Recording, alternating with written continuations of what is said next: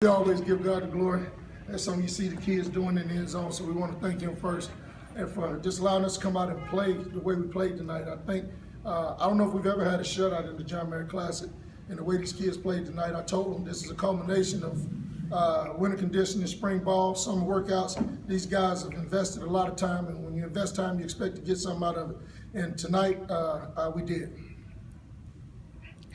How happy are you to see O'Shea back, obviously 100%? And did you think he was 100%?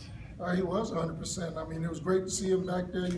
Started out a little shaky. He threw some nice balls. We had a couple of drops, but we knew from the offensive game plan and just from what they were giving us that we'd have other opportunities, and we took advantage of them for some receivers. A new bowl and those guys. Ronald Butler made some big catches in the game, and that got us going. And once we got the momentum, it was hard for them to regroup. I don't have stats either right now, but I do know that I think O'Shea completed and Ronald completed passes to 7 different receivers, and 2 of your leading receivers from last year didn't have a catch. What does that say about the new receiver? It's just saying there's a lot of competition out there. We got a lot of depth at the position, and the leading receivers from last year are still going to be a big part of this program. It was just those guys night to night. O'Shea, can you talk about who looked like one of your favorite new receivers in Stephen Newbolt? You targeted him 8 times. Yeah, all of them really look good. We just need to know a little bit more consistency from the older guys, but the young guys came, they stepped in, and they took the show. O'Shea, what does it mean after a long offseason grind that you've gone through? What does it mean to this team and yourself to have such a big win to dominate the way that you got in the offense? I mean, the coaches really prepared us for this game, and I feel like we prepared pretty well. We came out, we did the game plan, and we just stuck with it, and we fought through it, and we won. That's all that matters.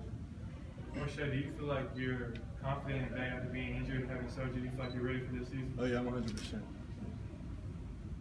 Ebo, I believe it is the first shutout in the John Merritt Classic. How much pride do you guys take in that as a defensive unit? We take a lot of pride into this. We worked really hard, and this is our second year together as a unit, as a defense especially. And the leaders on the defense, Chris Collins, me, and Cook, we just hold each other accountable. And just as I said before during OVC Media Day, we're just gonna police ourselves, and we're just gonna be the best that we can be.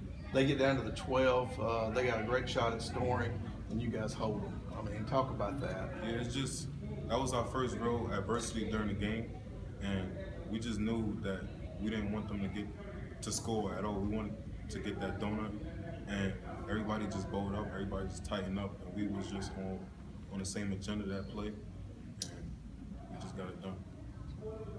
Coach Reed, what were the key points that you stressed in this team coming into tonight's game that you wanted them to put out there on the field tonight? I told both sides that we had to dominate the line of scrimmage on both sides. We talked about that. We said we had to dominate the kicking game, and I think that we had some good returns tonight.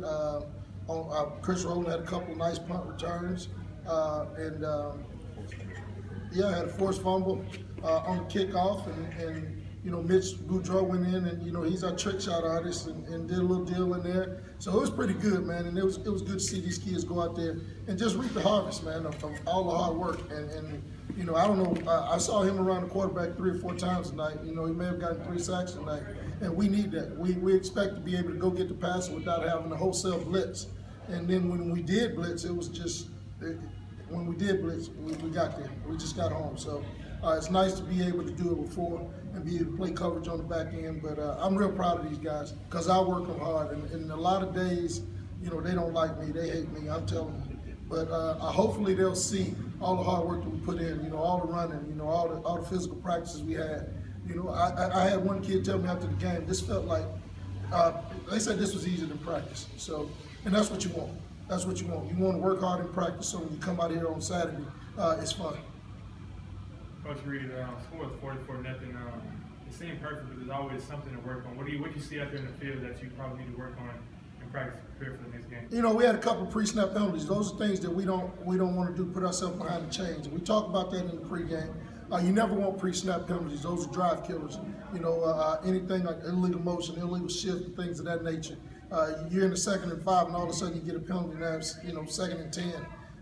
You don't want those. So we got to continue to work on pre-snap penalties. And we had one that I thought was a hustle play, a 15-yard penalty, and then we had another 15-yarder where we were after the quarterback, and I think we got a late hit on the quarterback. Those are the controllable penalties, and we talk about that. We got to be able to do a better job of doing that because, as we go on and get into conference play, we will be able to. We won't be able to sustain those and do well if we continue to do that.